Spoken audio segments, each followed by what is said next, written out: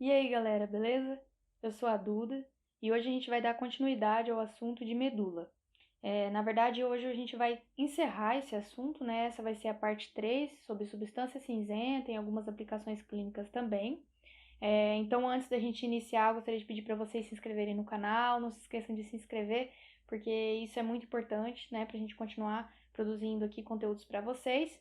E também acessem esse resumo pelo link que a gente deixou aqui na descrição. É um link de um drive que a gente deixa todos os resumos aqui das aulas. Daí vocês podem acessar e até fazer algumas anotações durante a aula, né? Isso ajuda bastante depois na hora de estudar. Então vamos continuar aqui. Na aula passada, então, a gente falou um pouco sobre substância branca. Então, a gente falou da parte mais externa da medula, né? Que é essa parte mais que fica mais à periferia. Então, a substância branca, a gente detalhou sobre funículos, sobre tratos, né? E essa parte mais central da medula a gente vai chamar de substância cinzenta. A substância cinzenta, ela vai ter, então, aqui a gente fala com um formato de borboleta, um formato de H, vai estar, então, presente aqui em toda a medula de forma diferente também, em relação à sua proporção em relação à substância branca, né, como a gente viu na aula de substância branca. E uma grande diferença também que a gente vai encontrar em relação à substância branca é que aqui na substância cinzenta a gente não vai ter funículos e tratos tão bem delimitados como a gente viu na aula passada, né? Aqui esses núcleos, esses tratos, eles vão ser mais dispersos, né? A gente vai fazer uma padronização do que cada partezinha da substância cinzenta vai oferecer para a gente, mas não vai ser uma coisa meio que bem descrita, né? Bem restrita ali daquela região.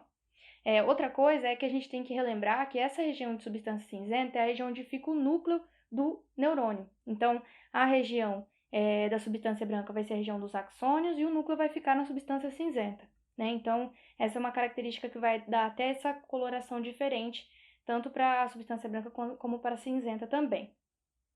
Então, analisando dessa forma, de que não é tão específico como os funículos e tratos da substância branca, a gente pode perceber que aqui foi feita uma divisão para delimitar as regiões anteriores, né, e posteriores dessa substância cinzenta. Então, aqui a gente tem traçado duas linhas, a linha de número 1, né, e a linha de número 2. Essas linhas, então, vão delimitar a região de coluna posterior e de coluna anterior. Essa região que fica entre essa linha 1 e essa linha 2, a gente vai chamar de região de coluna intermédia. Então, a gente vai ter uma região intermédia, uma região posterior e uma região anterior. A região intermédia vai ser delimitada e dividida também pela essa linha de número 3, que vai dividir, então, em região da substância cinzenta intermédia central e substância cinzenta intermédia lateral.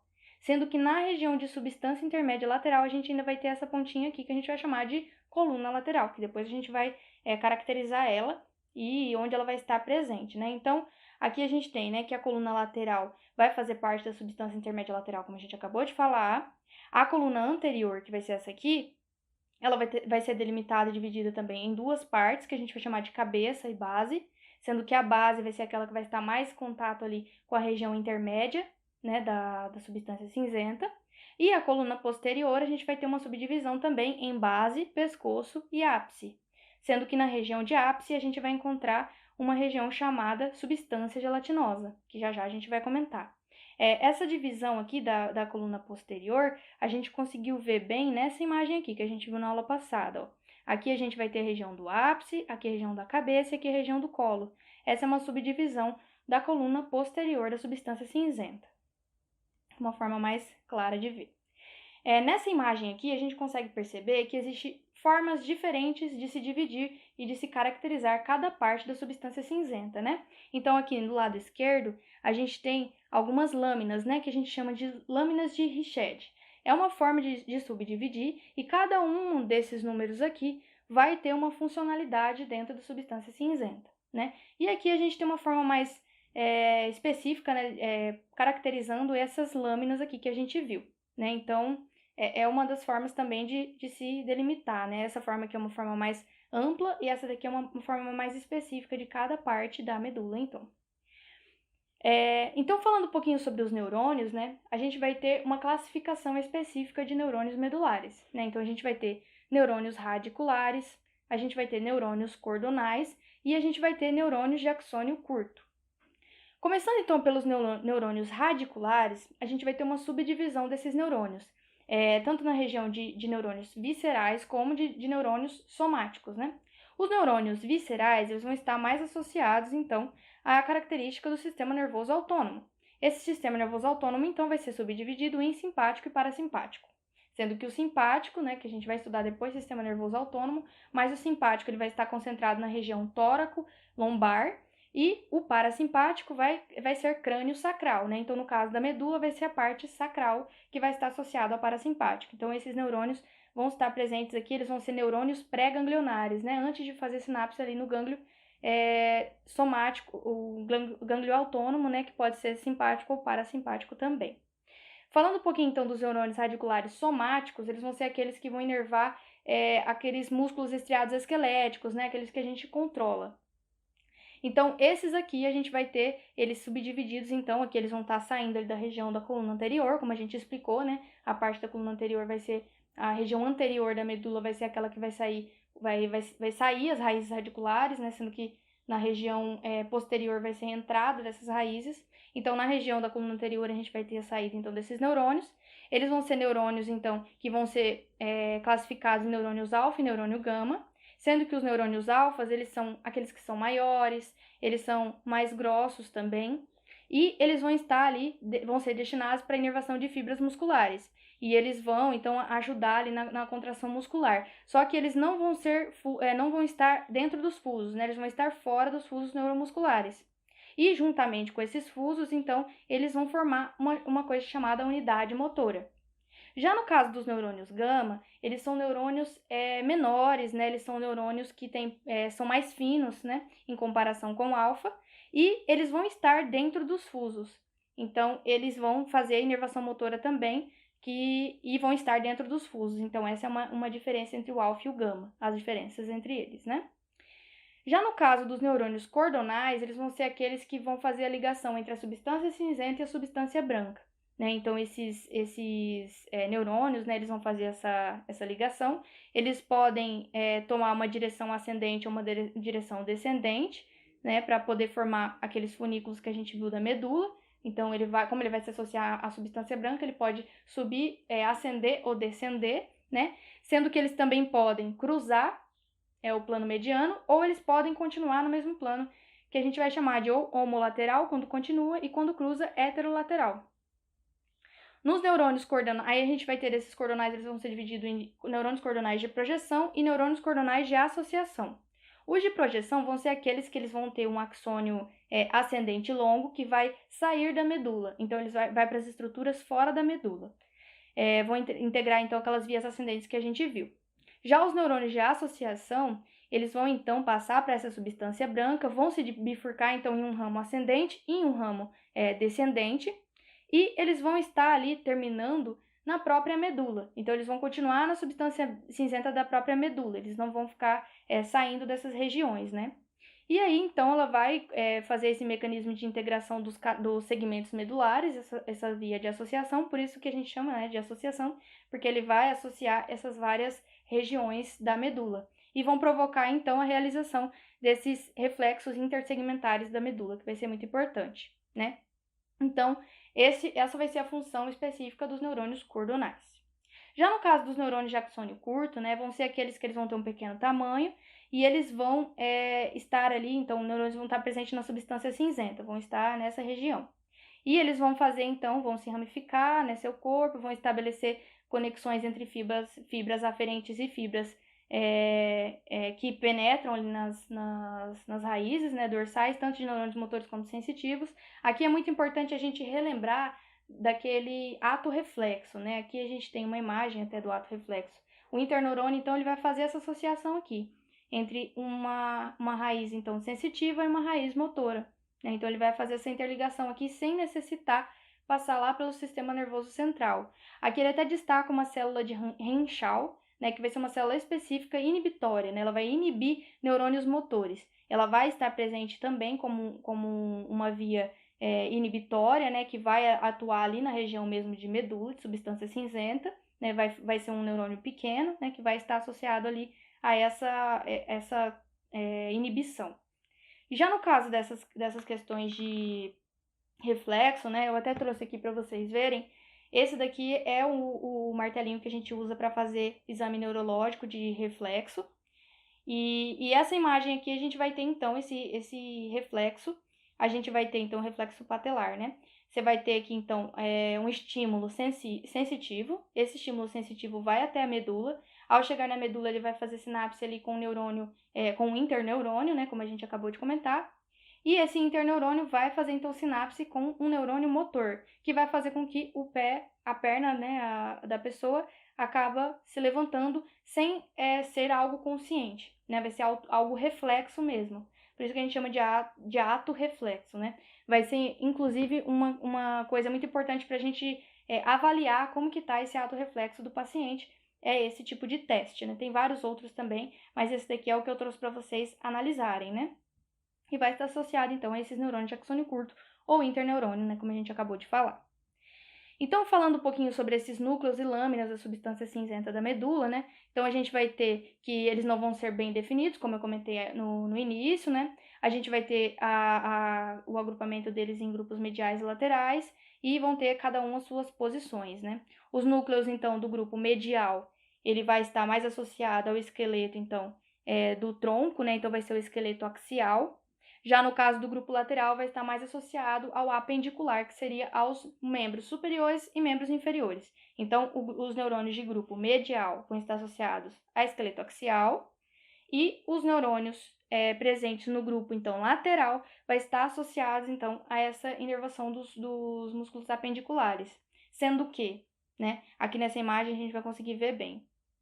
Quanto mais próximo, então, ele tiver do centro aqui da substância cinzenta, mais próximo ele vai estar associado a mais proximal ele vai estar, então, ao membro, por exemplo. Então, aqui a gente tem, vamos supor, a gente vai ter o membro superior, né?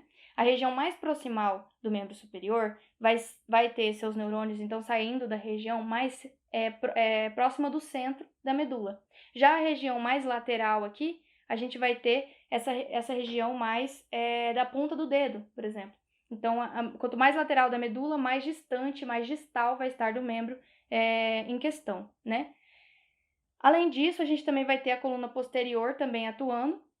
A coluna posterior a gente pode destacar dois núcleos principais, né? Que vai ser esse núcleo torácico e também a substância gelatinosa, sendo que o núcleo torácico da coluna posterior, então, vai estar associada à própria acepção inconsciente. Já no caso da substância gelatinosa, a gente vai estar falando do portão da dor. Então, esse portão da dor vai estar associado aquelas características de dor que a gente vai comentar depois, mas é uma importância muito grande a substância gelatinosa nesse portão da dor. Falando um pouquinho, então, das lâminas de Richet, né, a gente vai ter, então, aqui uma especificação dessas lâminas, o que cada uma delas vai estar principalmente associada, né? Então, aqui a gente tem a lâmina 1, vai estar associada ali à raiz medular dorsal, porque a dorsal a gente fala que é posterior, né? Então, essa região de número 1 vai ser a região que a gente vai ter as raízes dorsais presentes, né? Já no caso aqui da número 2, a gente já vai ter a substância gelatinosa, então ela vai estar logo abaixo da lâmina número 1. Essa lâmina número 2, ela também vai ser chamada de lâmina de Rolando, né? Como está escrito aqui. E vai ser associada ao portão da dor, né? As características de dor que a gente acabou de falar. Já as lâminas 3 e 4, elas vão fazer uma conexão com o espinotalâmico lateral. Como a gente viu, né, anteriormente, o espinotalâmico lateral vai ser aquele trato, né, que vai estar associado ao fato de sentir temperatura e dor, né? Então, também vai estar associado a isso, parte sensitiva, né? A lâmina 5, então, vai fazer a passagem das fibras córtico-espinhal em direção à lâmina 9, sendo que a lâmina 9 ela vai ser o centro motor da coluna anterior, lembrando que a parte anterior vai ser a parte mais motora mesmo da medula, né? Então, essa lâmina de número 5 vai fazer a associação das córtico-espinhais, que a gente viu que vai ser um estímulo que vai vir do córtex, que vai passar para a medula, né, para a parte espinhal, e vai ser destinado, então, para os músculos, né, e permitir a movimentação. No caso da lâmina de número 6, a gente vai ter neurônios de associação, né? Na lâmina de número 7, a gente vai ter o núcleo torácico de Clark, que é aquele que a gente acabou de ver aqui, né? O núcleo torácico, que ele vai ser aquele que vai estar associado à propriocepção, né? E aqui na lâmina de número 8, por fim, a gente vai ter então a chegada das fibras extrapiramidais, né? Sendo que extrapiramidais e piramidais são termos antigos, né? E a gente lembra que os piramidais vão estar associados aos corticoespinhais e os extrapiramidais aos outros que vão ser descendentes, né? Como a gente comentou na aula passada também. Então, agora a gente vai falar um pouquinho sobre essa parte de aplicação clínica, né? Um pouquinho antes, eu só gostaria que vocês se atentassem a essa imagem, né? A cervical e a lombar, lembra que a gente tem as entumescências cervicais e lombares? As cervicais vai estar mais associadas aos membros superiores e a lombar vai estar mais associada aos membros inferiores. Então, é só uma imagem que vai representar isso, que a gente também vai ver na substância cinzenta. A aplicação clínica, então, que eu trouxe para vocês, eu trouxe duas. Uma é bastante comum, a gente vê muito se falar, né? Que é a compressão medular. A compressão medular, ela pode ocorrer por vários fatores, né? E outras aqui para vocês que existem as hérnias ou protusões de disco. E também existe os famosos bicos de papagaio, né? Que a gente pode se chamar também de osteófitos, né? Então, são alterações, esses bicos de papagaio, né? Seria alterações do corpo vertebral, né? Que vai acabar pressionando a medula, né? Isso vai provocar alguns sintomas nesse paciente, dependendo da região onde ele está pressionando, né? Além disso, a gente pode ter hérnia de disco, como é no caso dessa imagem aqui. A hérnia de disco, então, como a gente já deve ter visto, e vocês já devem ter visto ao longo dos estudos de vocês, né? Nas vértebras, então, esses discos intervertebrais, a região mais central dele, a gente tem um núcleo pulposo. Esse núcleo pulposo, ele pode extravasar, né? E ele acaba pressionando a medula também. Isso a gente chama de hérnia de disco. Vai formar uma herniação, né? Que vai acabar pressionando a medula também. São duas coisas que podem... uma das coisas, né? Duas das coisas que podem provocar compressão medular. E por fim, a gente vai ter a siringomielia. O que seria essa siringomielia? Quando a gente falou lá no comecinho, na primeira aula, a gente falou sobre a medula de modo geral e caracterizamos a região do canal central. A gente falou que esse canal central ele era um canal virtual, que tinha um líquido, mas era bem reduzido, né? Aqui no caso desse problema aqui de siringomielia, a gente vai ter um aumento desse líquor, né? Vai ter uma cavidade com líquor que vai ser formada ali naquela região. E isso vai fazer com que ocorra uma pressão também ali na medula, né? E essa pressão, ela geralmente, esse caso de siringomielia, né, ele vai acontecer na região da medula cervical, né? E ela vai acabar interrompendo vias ascendentes, né, que vão cruzar ali na linha média. O trato espinotalâmico, então, pode ser lesado nesse nível. Então, se a gente tiver uma lesão no trato espinotalâmico, ele vai poder ocorrer aqui perda de sensibilidade térmica e dolorosa. Lembrando que essa perda de sensibilidade térmica e dolorosa está associada ao espinotalâmico lateral, né, como a gente viu. E isso vai acabar provocando, então, um problema grave, porque o fato de sentir dor, ele não está simplesmente associado a uma coisa ruim, por assim dizer, né? Não que seja bom sentir dor, mas é que a dor ela vai fazer com que você não corra riscos, né? Não se coloque em risco. Então, se você não sente dor, você vai acabar se queimando, sofrendo traumatismo, sem perceber que você está, por exemplo, se queimando porque você não sente o calor, a sensibilidade térmica e de dor você não está sentindo. Então, isso pode levar a várias lesões, né? Então, por isso que é importante você sentir a dor e esse problema de siringomielia pode provocar, então, uma redução da sensibilidade térmica e dolorosa também, como a gente acabou de falar. Então, é isso, galera. Muito obrigada por ter acompanhado o vídeo até aqui. Por favor, não se esqueçam de se inscrever no canal, é muito importante mesmo que vocês se inscrevam. Não deixe de deixar o like aqui no vídeo, ativa o sininho também para receber os outros vídeos que a gente vai produzindo aqui. E me sigam também nas outras redes sociais, né? Eu tenho Instagram, TikTok. A gente vai deixar aqui na descrição minhas redes sociais para vocês me conhecerem melhor, né? Lá eu vou colocar outras coisas além só desses assuntos mais teóricos, né, da medicina. E é isso então. Muito obrigada e tchau!